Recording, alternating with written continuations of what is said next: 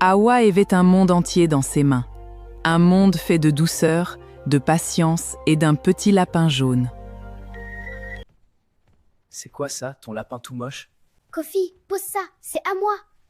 Oh, le petit lapin, il a peur? Kofi, pose. Kofi, pose. Dans le corps d'Awa, quelque chose montait.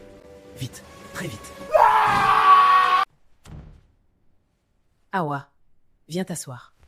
C'est lui qui a pris. C'est lui qui est. Awa, je sais ce que Kofi a fait. On en parlera. Mais d'abord, ce que tu as fait. Je l'ai frappé, oui.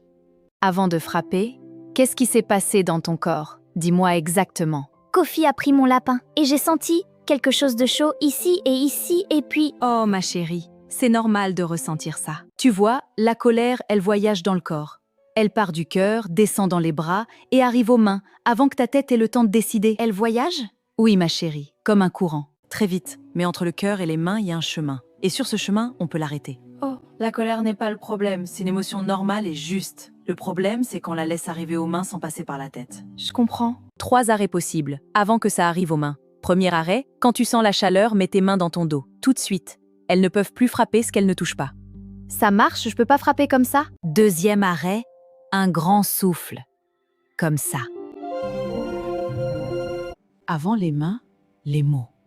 Les mots font plus de chemin que les mains. Tu as été frappé, c'était injuste, et ça fait mal. Oui. Et tu as pris le lapin d'Awa sans demander, en la narguant, en marchant avec Vir. Je sais, tu t'ennuyais. Mais son lapin, c'est son monde à elle. Comme ta voiture rouge, c'est ton monde à toi. Si Awa prenait ta voiture et te narguait, qu'est-ce que tu ressentirais? Je serais fâchée. Elle avait raison d'être fâchée. Oui, pas raison de frapper, mais raison d'être fâchée. Chacun a quelque chose à dire. Awa, toi d'abord. J'aurais pas dû te frapper. C'était mal. Mais mon lapin, il compte beaucoup pour moi. J'aurais pas dû prendre ton lapin. Je savais que tu le voulais, et j'ai quand même... Je suis désolé, Awa. Moi aussi.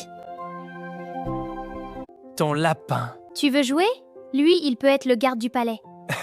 Un lapin garde du palais? C'est le meilleur garde. Il a des oreilles qui entendent tout. Dans Éphésiens 4, 26-27, si vous vous mettez en colère, ne péchez pas, que le soleil ne se couche pas sur votre colère. La colère, elle ne n'est pas le péché. La Bible ne dit pas « ne vous mettez pas en colère ». Elle dit « quand vous vous mettez en colère, ne péchez pas ». La différence, c'est tout. Apprenons à nos enfants que la colère est normale, qu'elle a une voix, mais pas des mains, et que le soleil peut toujours se coucher sur la paix. Quand votre enfant frappe, ne commencez pas par la punition. Commencez par « tu étais très fâché, je comprends ». Un enfant dont la colère est comprise est prêt à entendre la correction. Un enfant dont la colère est ignorée frappe plus fort la prochaine fois. Dans un conflit entre enfants, il y a presque toujours 2 torts, pas un seul. Ne punissez pas seulement celui qui a frappé. Cherchez ce qui a déclenché et traitez les deux. Un seul tort puni, c'est une injustice et l'enfant le sait. N'attendez pas le conflit pour enseigner les outils. Pratiquez à la maison, en jeu, en calme. Montre-moi comment tu mets tes mains dans le dos. Montre-moi le grand souffle. Je respire profondément.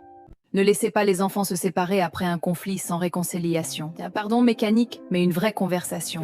Ce que l'autre a ressenti. Qu'est-ce que tu aurais pu faire autrement? Et un geste concret pour reconstruire le lien. Le lien frère-sœur, c'est pour la vie. Chaque conflit bien géré le renforce.